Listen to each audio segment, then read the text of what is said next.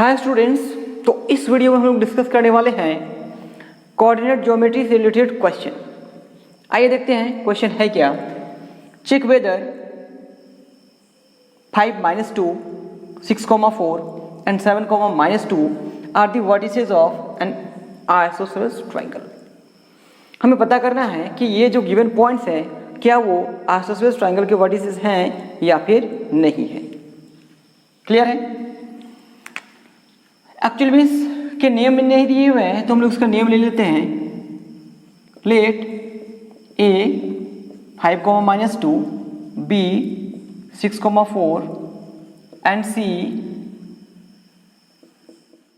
7,-2 be given points.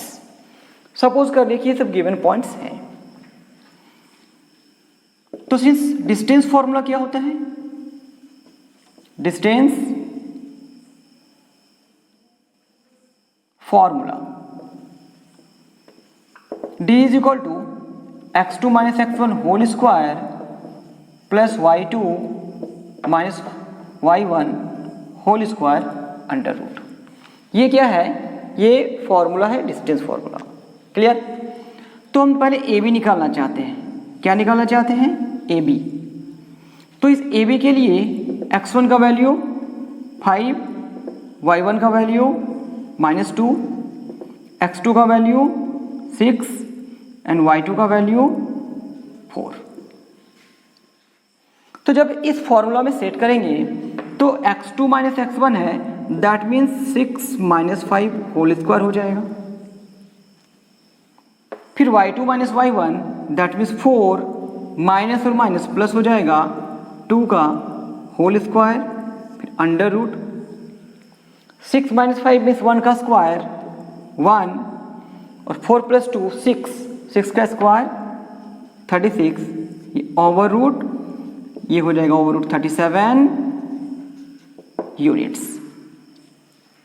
अब हम लोग BC भी निकाल लेते हैं।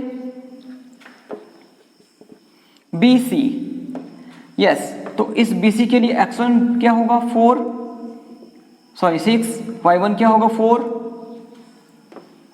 x2 7 and y2 is equal to -2। तो x2 minus x1 7 minus 6 whole square plus y2 -2 minus 4 whole square under root is equal to 1 का स्क्वायर 1 और -6 का स्क्वायर 36, ये ओवर रूट 37 यूनिट हो गया। ठीक है, देखिए ये दोनों तो सेम आ गया है, बट हम लोग ऐसे भी निकाल सकते हैं या नहीं भी निकाल सकते हैं। आइसोसेलेस ट्रायंगल में हमें कोई दो ही साइड इक्वल दिखाना है, ठीक है, बट एक और साइड हम लोग निकाल लेते हैं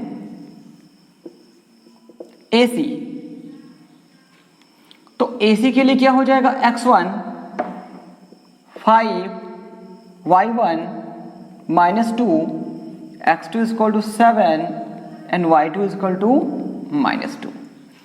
तो x2 minus that means 7 minus 5 whole square और ये -2 plus 2 whole square over root 7 minus 5 2 का स्क्वायर क्या हो गया 4 और ये 0 अंडर रूट 4 और फिर ये आ गया।